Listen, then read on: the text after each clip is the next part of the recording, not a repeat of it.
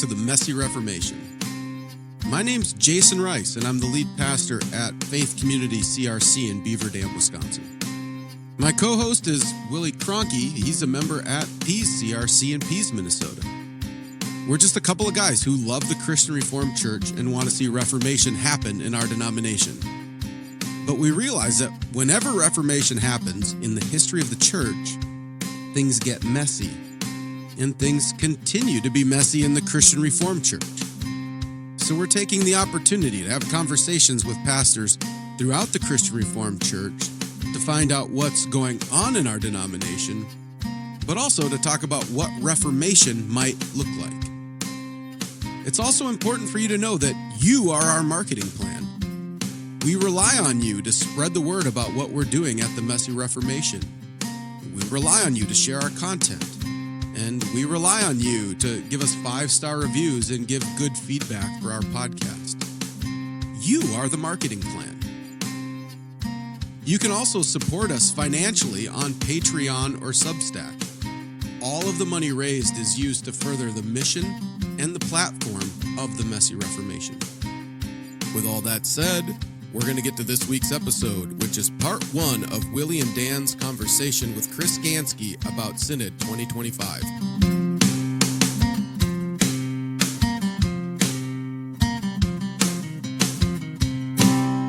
Well, Chris, thank you for coming on. We really appreciate it. How about you get us started and tell us a little bit about yourself, your family, and the church that you're currently serving?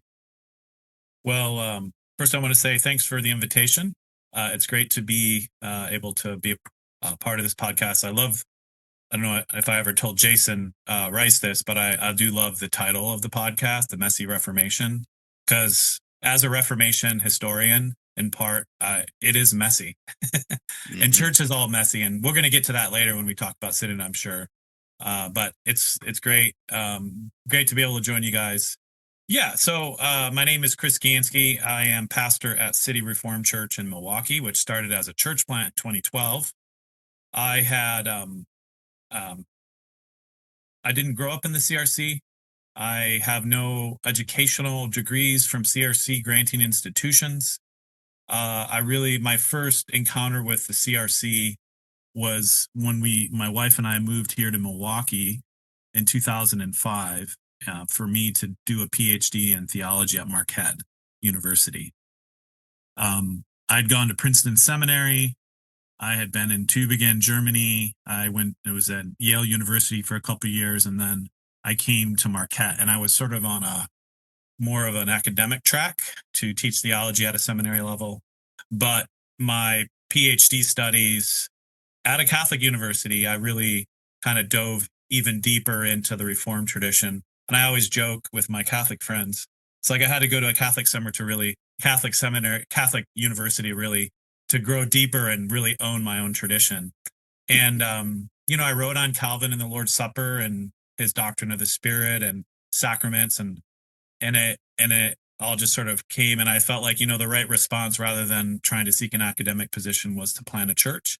There was a group of people at Brookfield Christian Reformed Church that we were attending. I was an elder at the time and starting to do a little more teaching ministry and preaching. And they asked me whether I'd be willing to plant with them a church in city center Milwaukee. At the time, there were no Reformed churches that were confessionally oriented.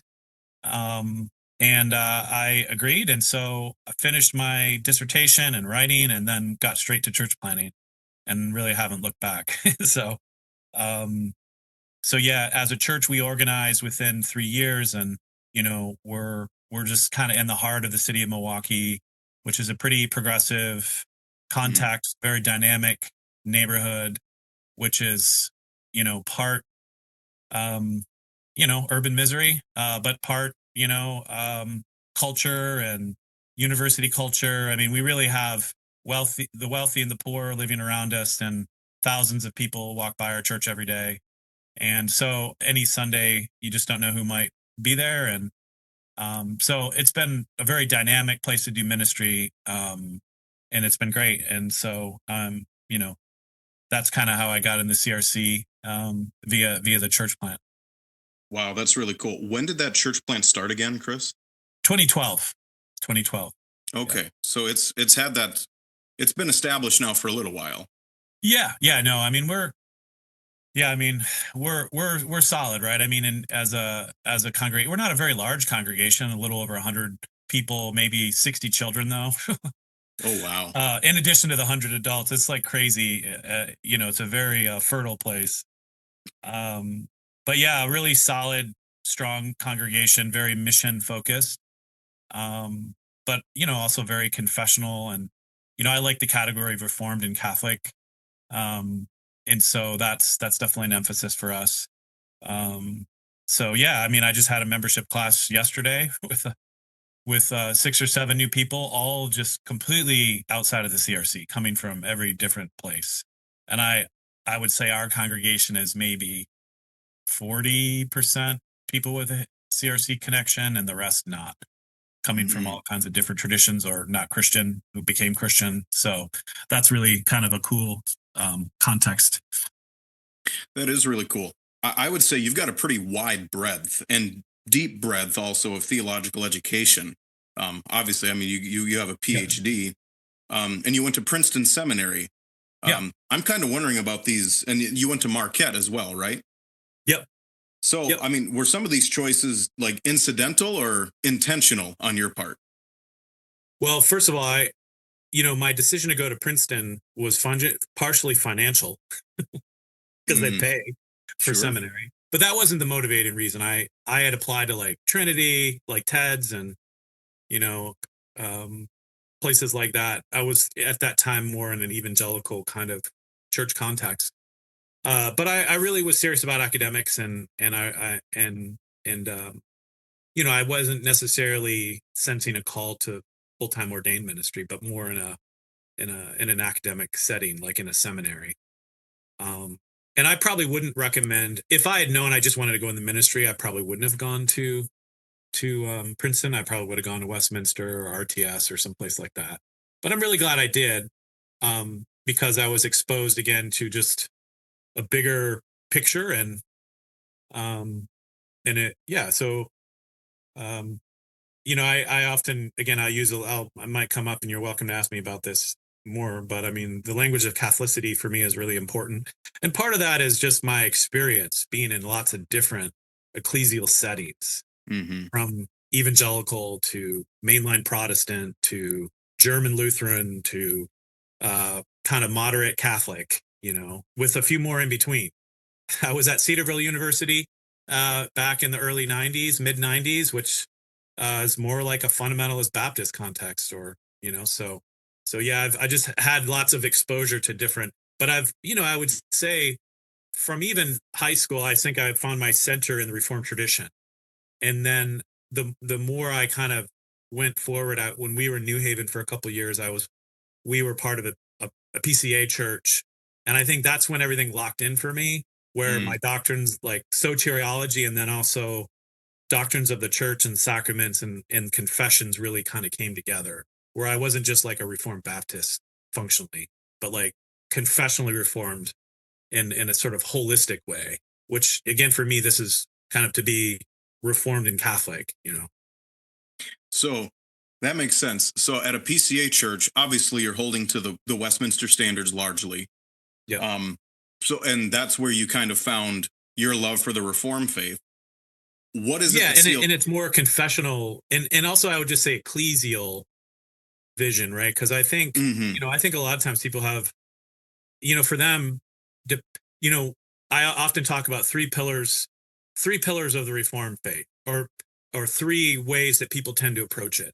One is just the soteriology, right? So it's Hmm. Dort, it's doctrines of sin, grace, right? That's the sort of young, restless, Reformed kind of wing, right? But then there's the neo-Calvinist wing, which is, hey, there's this theology of Christ and culture that doesn't cause us to be just sectarian and pull away, but we're engaged in culture, we're engaged in mission and vocation, thinking about, like how Christ in our faith changes the way we think about our work. But then there's the third pillar that I think is the most underdeveloped, um, is what I'll call the sacramental ecclesial pillar, which is like when you read the Belgic, when you read the confessional tradition, you have this deep ecclesiology and understanding of the sacraments. And I actually think when all three are together, it's a really powerful thing. But when one drops off, I think you kind of get off the rails, So No, that's really helpful.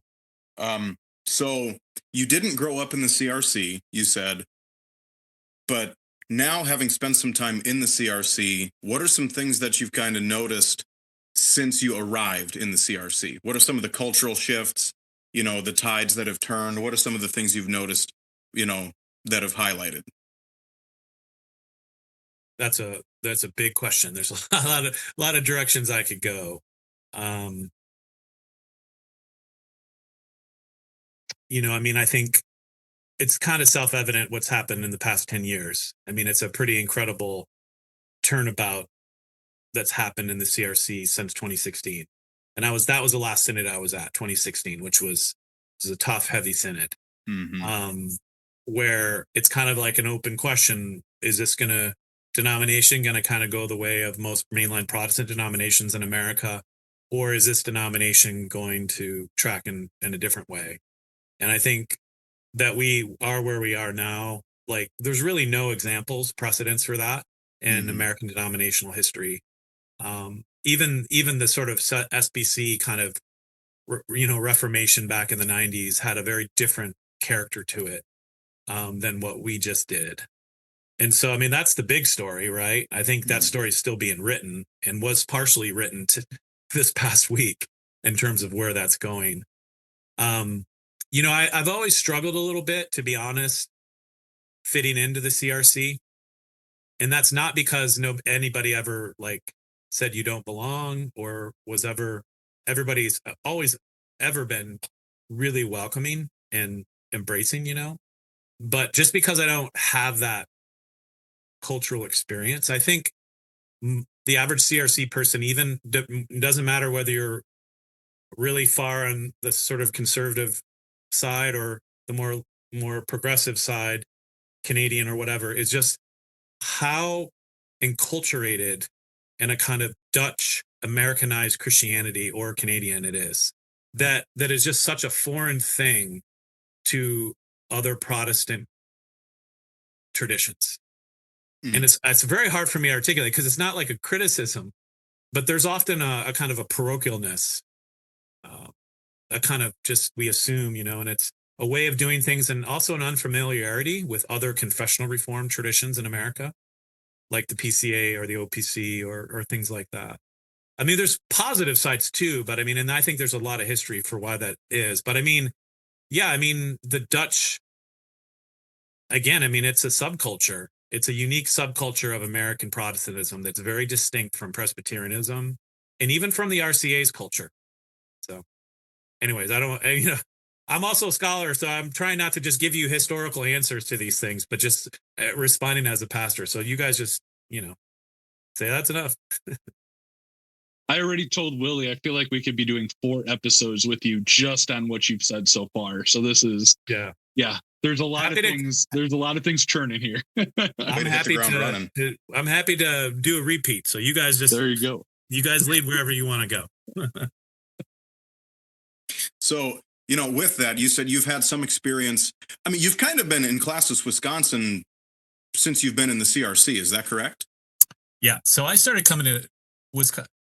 So when I was a grad student at Marquette, I started getting connected at the Brookfield Church and became good friends with Peter Verhulst. And I started attending Classis meetings just as an observer. I wasn't even an office bearer. I did go through the licensure exam for preaching. And so, I've been attending Classis Wisconsin meetings now for a good 15 years. So, and now I serve as the chair to we call it the Classical Leadership Development Team, which deals with ordinations and such. So I'm very invested. Jason, I'm on the executive team with Jason Rice and a couple other folks. And so I feel, one of the things I love most about the CRC is my Classis experience. It wasn't always the case, but I think our Classis is just a really healthy, vibrant, theologically minded Classis. So, yeah. Mm-hmm. Well, I mean, to that end, I got to ask the big question then. Are you a Packers fan? That I have a very complicated relationship to the Packers, and and this is instructive. So when we planted City Reformed Church, we did not have access to a morning space, so we met at 5 p.m. in somebody else's church, and so 3:30 games were devastating for attendance. And so for about 4 years of my ministry, I always felt like I was competing against the Packers. And yeah, I mean, and so like even though I'm way on the other side of that, now we have our own space, we have worship, our service happens soon enough to where, if it's a noon game, people aren't just flying out the door. But there's an idol, right? But I do kind of have a soft spot for the Packers, even though I grew up in Michigan partly, and I love the Lions. So yeah, that's the answer. But when it comes to the Bucks and the Brewers, like no reservations. Okay, so you're pretty heavily indoctrinated then. Anyway. Right. Yeah, I'm sorry. I don't know. Is this a Vikings guys or what? Well, Dan's Packers. He likes the Chiefs too. Okay. Well. Wow. Yeah, letting I'm sorry. That one out of the bag. Yeah, you got outed. I'm sorry. Fine. But Chris, something I really want to know. So you and I just spent the greater part of a week together in Hamilton at Synod, and you were saying the last time you were at Synod was 2016. So is that the amount of times you've been at Synod twice? No, I've been to Synod 4 times. You've been to Synod 4 times. Okay, wow. And when was the first time you were there? So it's interesting. So the first time I went to Synod was in 2010, and that was as an elder delegate. So I was not a pastor at that time. I was finishing my, I was still in grad school, but as an elder too at the church. And the next time was in 2014 or 15, I forget. And that time I was on a task force, and I was a reporter for the task force. I wasn't there as a delegate, and that was in Sioux Center. And then 2016, when we had the initial kind of framing and the report on human sexuality. Well, it wasn't the report; it was a sort of pastoral advice that ended up not being accepted, and then we established a study committee out of that. And then more recently, this one. So, yeah. So you've kind of been there through some pretty interesting years, actually. Yeah. I've learned a lot. It's always a deep learning experience to go to Synod. So you were a reporter for the task force to Synod, yep. And this year you were also a reporter for your advisory committee. Correct.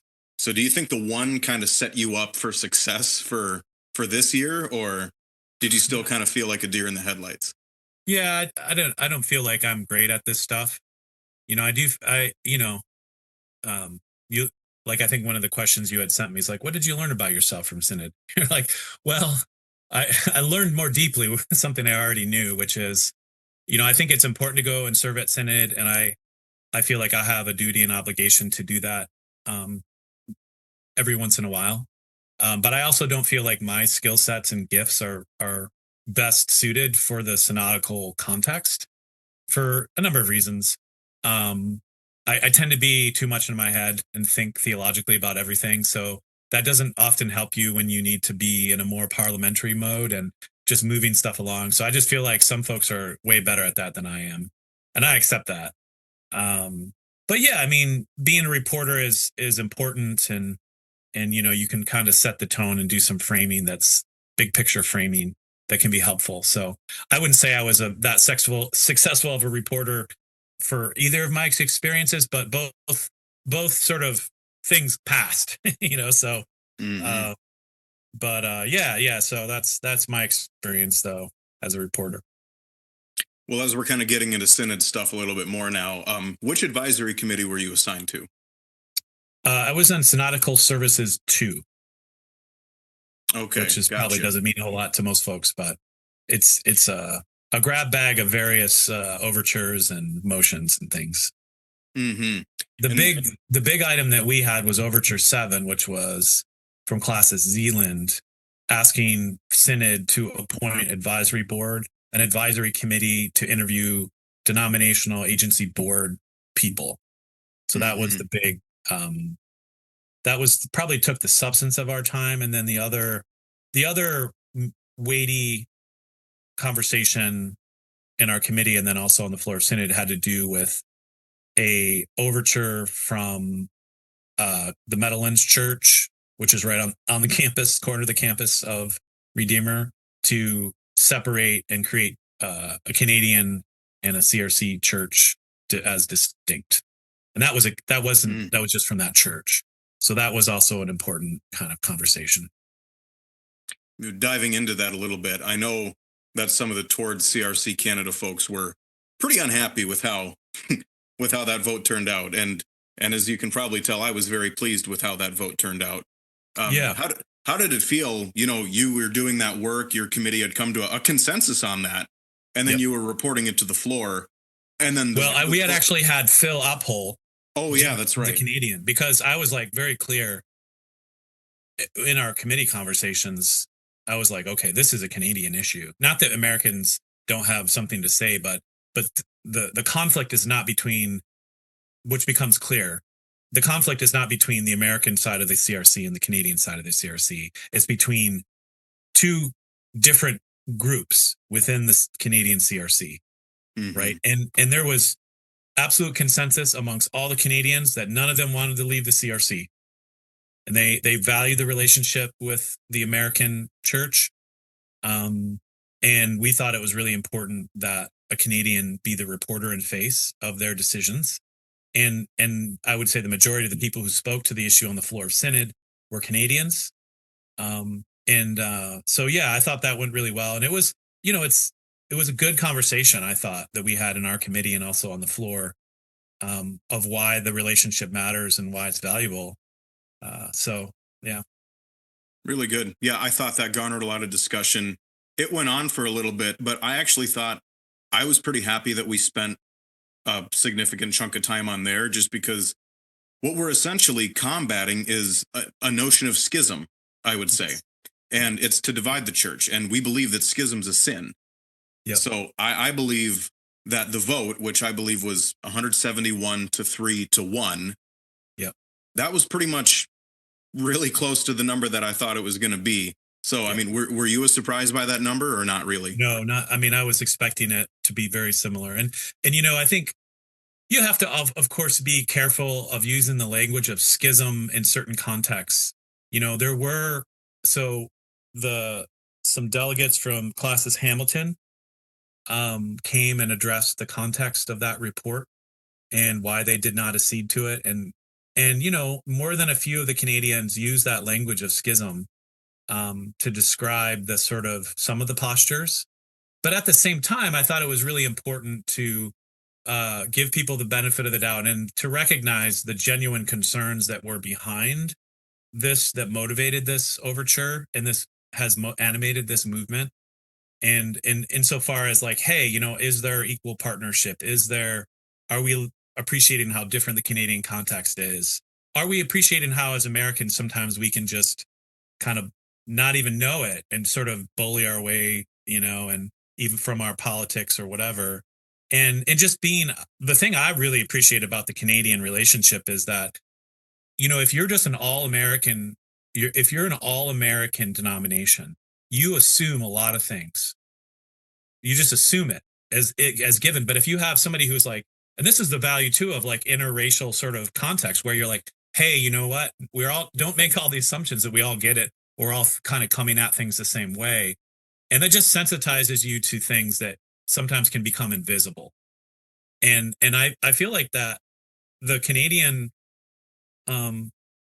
constituency of the church just helps us keep the fact of our Americanism in check a little bit. Right? And say, is this part of is this an idol? Right? I don't think that there, it was about American politics really at the end of the day, but just like that check is a really helpful one, because denominations can be, nationalistic and idolatrous without knowing it. And I think it's harder to do that when you're a binational denomination.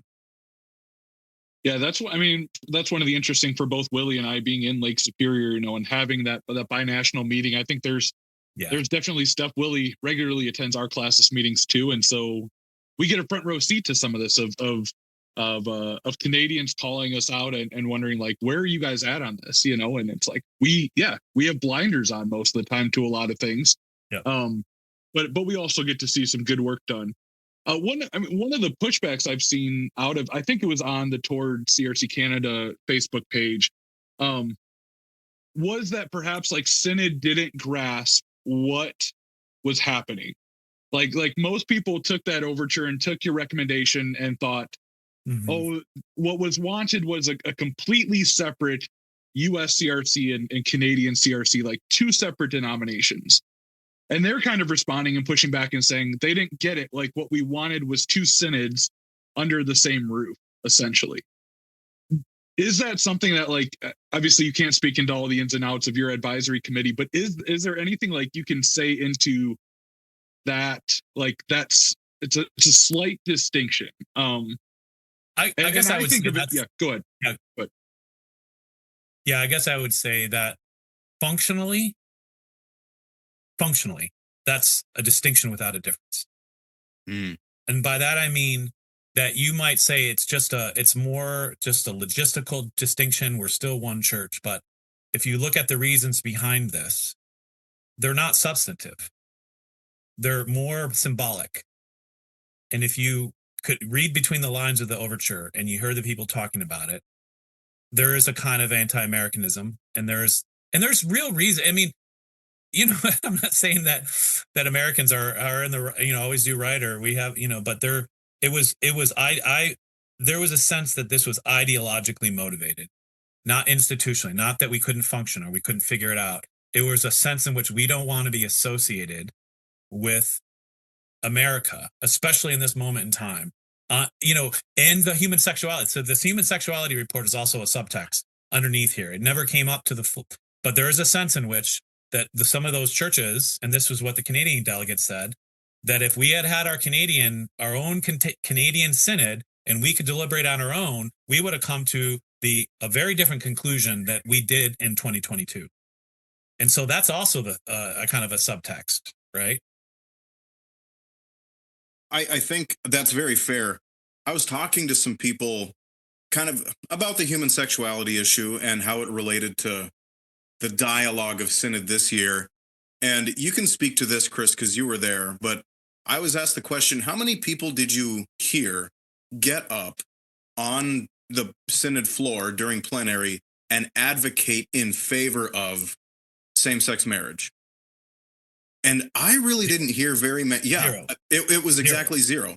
Exactly zero. Which tells me, I mean, from where we were at in 2016, and you were there for that, yep, and where we're at now, I mean, the needle really has moved. Yes. And what are some things that you would kind of attribute that to? I mean, do you think that's a collaboration of kind of Canadians and Americans, you know, kind of building bridges? Or, I mean, is there a Reformation happening in our churches to that effect? Kind of what are your thoughts there? Yeah, well, of course you have the basic fact. One, you have, I don't remember how many churches have left and how many ministers have been released in their credentials because they cannot agree with the decision of synods of 2022 and 23. And so, and then classes also are no longer sending, they know they can no longer send delegates who are in disagreement and can't sign the covenant of office bearers. So that's the polity answer to your question, right? At a sheer level, they're not allowed to come anymore, right? That would be also the left saying, well, there's no more diversity. You guys have made it impossible. But with that said, I do actually think that the clarity that was established over the past 3 years has also helped a lot of people, I think, in the CRC who could have gone either direction. Right. So there's a lot of people who I think could live with the decision, but could have also lived with a local church option. Right. And so I think those many people, so there's still that, and you know, I still think that's a big segment of the church. And I think they're good. They're okay. They're still growing into this new sort of direction. But yeah, I do feel like the voice was more unified this year. I mean, unify, like we just, one of the observations I would make about our study committee, did you sit in on any committees, Willie? Yeah, I was on the church order committee. My experience was that, we had a room, we had classes Iacota and Ileana. We have, and then we have, classes Quinty. We have the broad spectrum ideologically, if you want, or theologically, if you want to. And people coming at things very differently. But I was really amazed at how well we are able to come together and find a common points of agreement and move forward without a lot of fractiousness or deep division. Now, I actually think our committee got a lot of softballs for the most part. Like, I think our load was pretty light. But even what was the committee that had the overture for the RCA? I forget the number. That advisory committee. Committee 6. Committee 6. They initially had 2 reports on the overture related to redesignating our relationship with the RCA. They were challenged, admonished by a few folks to try to come up with one overture, and they were able to do that, which is a really, and it was my Darren was the reporter. He was in the same dorm as me, and it was a pretty, it was a tough conversation, but they were able to do it and get it done, and it was that was a huge gift to Synod. And so I think I heard stories like that in a lot of the committees that, we difference of emphasis and concerns, but we were able to kind of find a common voice for the most part and get some stuff done. And I thought that was a really good thing. That was a real positive that I took away from Synod, because in the past, I think the disparity of opinion was there's like a gulf, like a Grand Canyon at times, that made it impossible to have conversation. I think you're exactly right. And yeah, like you're saying, the timbre of this Synod was just different than that of the last few. Yeah. However, I want your opinion on this too. What do you think was the most challenging or difficult thing that Synod took up, on the floor this year?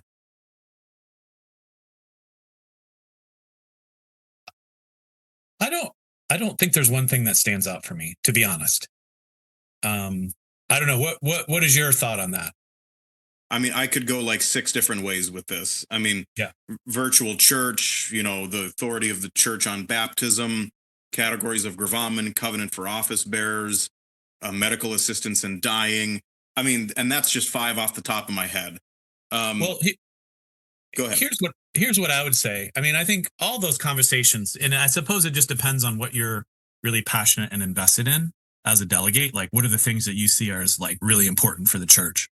And I think we all kind of have different ones. But what I will say, if I could make an observation about Synod this year, my concern going into Synod was that it was going to be a hard pull to the right, scorched earth. We're going to get all of the dissent out by any means necessary with a heavy hammer. And I was ready to come in and resist that. Not because I'm fully on board with the HHR and with the need for gravamen and confessional alignment, but how you go about it matters. And if you want to have a scorched earth approach to the holiness and the purity of the church, what's left behind is scorched earth. And so this is where one of the ways that I tried to think about this Synod is that this Synod really is about how we as a church hold together the attributes of the church's oneness and its holiness. And you need both, oneness and holiness. And you can be lopsided in either direction, and you have to hold them in tension. And I thought that the Synod was holding in tension the oneness of the church and the holiness of the church. And if you look at all the overtures that came to Synod that were asking for more oversight, accountability, and even discipline, none of those overtures were accepted in full and adopted. But all of those overtures, minus maybe 1 or 2, were partially adopted, but then modified to be not maybe as harsh or strict in how they wanted to do things. So in my case, we had Overture 7, which was a big one related to the advisory boards and board members. And I know that I have no people on boards that really are tracking against the denomination's position. And so instead of acceding and saying, yeah, let's set up a synodically appointed advisory committee or that interviews board members, we're going to ask the boards themselves to have more ownership and kind of share a little bit more with Synod how they go about choosing, having these rubrics. And so we thought, on the one hand, this was a call for the holiness piece, the accountability of alignment. On the other hand, we're honoring the integrity of those agencies to take responsibility for that process on their own, and sort of holding those together. And I feel like, for the most part, all the conversations, like we accepted, like with the RCA, I thought that was really important. We said, hey, we're heading in different directions as a denomination, and this is concerning to us, but we're not really willing to call it quits right now and just redesignate our relationship. We're going to give some time and let things work itself out. And even the Classis Toronto appeal that set the sort of tone for Synod. And I think that was the first major item of business, arguably the most difficult, because nobody knew where Synod was going to go. We accepted the appeal of those Toronto churches that were objecting to decisions of the Classis to seat covenant people who couldn't sign the covenant office bearers. And we said, you were right, they were wrong, but we did not accept the sort of a more punitive approach to bringing them in line. And I think that was that was a pattern that repeated itself throughout our Synod. I was happy with, I think there was any decision made where I was like, oh man, that was a huge mistake. Or there were some things I was like, I can see both sides on this. That's all we have for this week.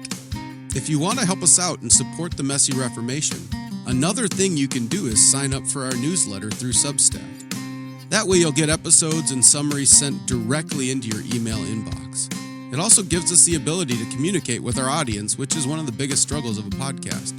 So head over to the Messy Reformation on Substack and sign up for our newsletter. But until then, don't forget this is Christ's church, and he bought it with his blood. And we've been warned that wolves will come in trying to destroy the flock. So keep a close watch on your life and on your doctrine. Preach the word in season and out of season, and keep fighting the good fight in this messy Reformation.